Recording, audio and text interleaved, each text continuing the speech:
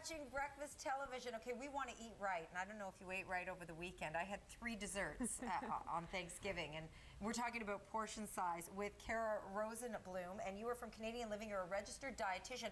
There's something on the newsstands right now. It is recipes for heart health. It's on newsstands right now. It's $11.99. Correct. And it's on newsstands until when? Until February. And you've got some great recipes in there. It is. It's amazing. Because we want to be healthy. It's all about heart health. Okay, now let's talk about portion size. Maybe we should just have 1 dessert, right?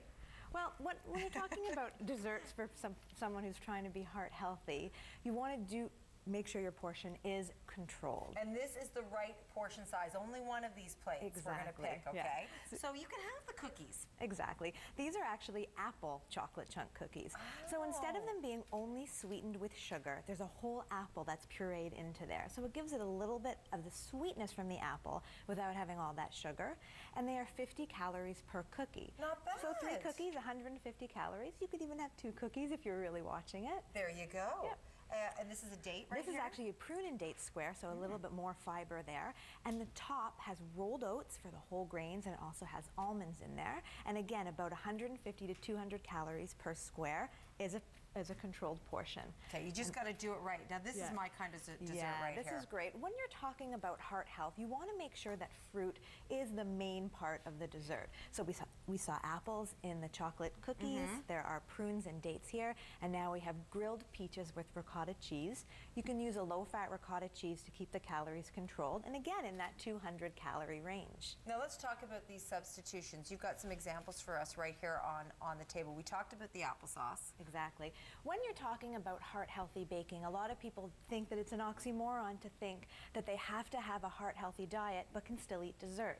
So what we as dietitians like to educate about is making simple substitutions so that the heart-healthy dessert is actually better for you.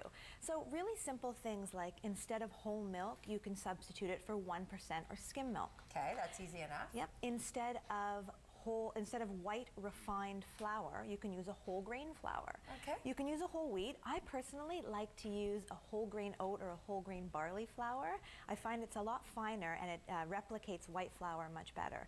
And when you do that, you add more fiber, more antioxidants to your baked goods, and they're better for your heart. And that's what it's all about. And better for your children. Why don't you start your children off right and start baking this way right from the very beginning? Exactly. And then that's what they know and that's what they continue to do. And then we're all healthy. And it still tastes great. And that's the main part, is it still tastes like a delicious, decadent dessert. They won't know it's healthier for them, but it just is.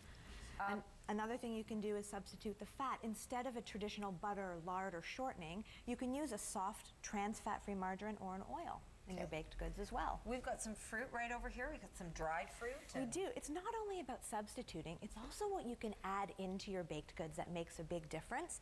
So what we like to recommend is adding a variety of different nuts and seeds.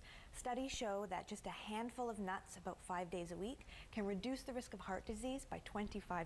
Really? So nuts are a great dessert either on their own or with some fruit, or added to your baked goods. Dried fruit as well. Great for your kids when you put it into those baked goods. Yeah. But that's what I do. I'll just have like a handful of almonds every day. Definitely. But any of these that you have on the table. Yeah. And what's great about the recipes in the Canadian Living Eat Right recipes for heart health is we've used substitutions. We've shown you how to add these heart-healthy ingredients back in. Thank you very much, Cara. Well, pick it up. It's on newsstands right now. Canadian Living, it's recipes for heart and health. Thank you so much, Cara. We're going to head back into the station with you, Kev. I'm just going to take some almonds.